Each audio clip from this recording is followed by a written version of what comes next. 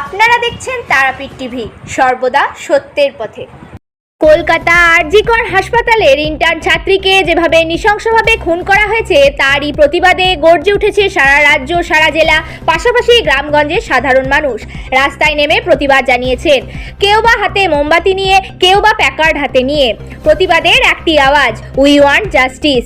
এদিন বীরভূমের রামপুরহাট থানার কৌরবেলা দুটি গ্রামের উদ্যোগে আরজিকরের ঘটনাকে কেন্দ্র করে এক বিরাট প্রতিবাদ মিছিলের আয়োজন করা হয়েছিল। সেখানে সামিল হয়েছিল অধিকাংশ স্কুল কলেজের পড়ুয়া, ছাত্রছাত্রী, গ্রামের মহিলারাও পা মেলান এবং সবশেষে ছাত্রছাত্রীরা রামপুরহাট তারাপীঠ মন্দির রোডের কৌরবেলা মোড়ের রাস্তায় বিক্ষোভে বসেন।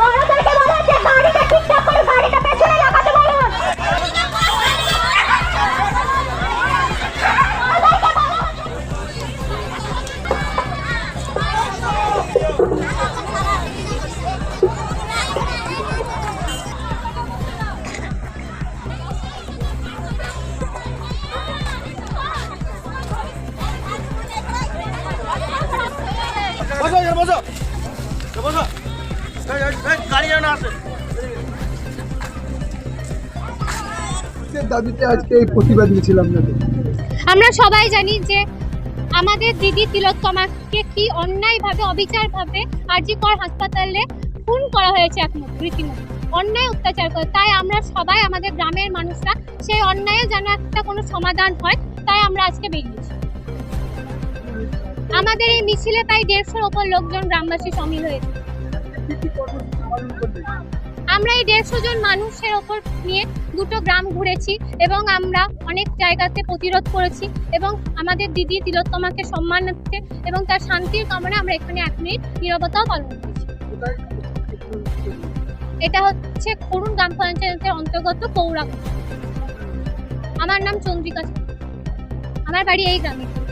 Bureau report, Tarapith TV.